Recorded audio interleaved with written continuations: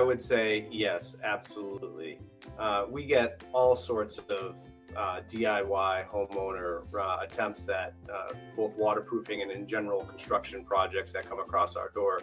And most of these are issues of, hey, you just used the wrong technique, maybe you used the wrong material, that's why it didn't work.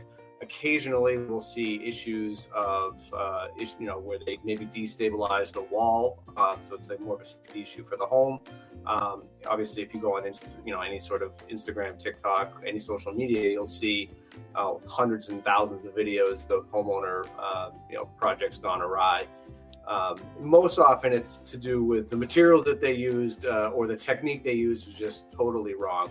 Most of them aren't a personal safety issue, but when it comes to waterproofing, there are so many things that are out there that aren't generally available to the general public. So if you were to go into your big box hardware retailer and you were to say, geez, I need to waterproof my basement or my bulkhead or whatever it is, if you're not really sure, the guy will bring you to an aisle and show you a couple products that they use there.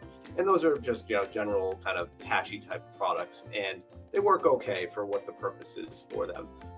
And the stuff that we can get and the stuff that other contractors in this business can get are obviously only commercially available. You need your licensures to actually acquire them. It's not something that a general person in the public could just pick up and use. And usually for good reason. It's not that we're trying to harbor and protect everything against everybody from being able to use. But this particular case was a very cautionary tale of somebody who became an overnight expert on how to do some waterproofing and really paid the price for it. So we had a customer of ours whose family member went online and went to YouTube and found a couple videos for people who were using a product or a series of products to waterproof a section of their foundation, and immediately became the expert on how to do it by watching one 4-minute video. And then they went somehow, some way, were able to procure this product that is not available to the general public and generally requires training from the manufacturer to get. So they were somehow able to get it from somewhere. And they went ahead and they used the products. And then later that night, they had a major medical issue because the product that is being used requires a significant amount of PPE, personal protective equipment, to protect the person using it. It has very high acidity and it's very caustic.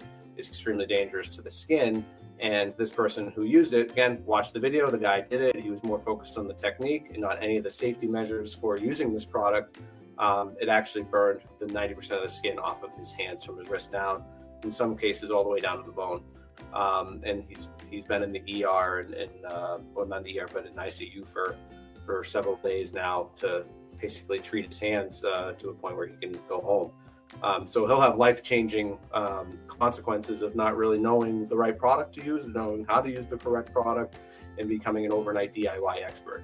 So, there's countless videos and explanatories on how to do this stuff, but the reality is that just because we watch a video or you read an article, it does not substitute all the training, all of the safety precautions, and years and years of experience on how to properly use these both the tools and the materials in a safe way. So just keep that in mind when you're hiring a contractor. Part of that agreement with them is that they know what they're doing, and that they know how long they've been doing it, and they know they've been through the trainings, and their technicians have been through training. It's not just a guy off the street that they threw in a truck and said, hey, just slap this on there. So just make sure that before you take any project on, the sheets that come with in the product that are pages and pages long about all the safety precautions, they're there for a reason. They're there to protect you as the user of the product, and making sure that you're safe and you can go home to your family at the end of the day without any difference in your day.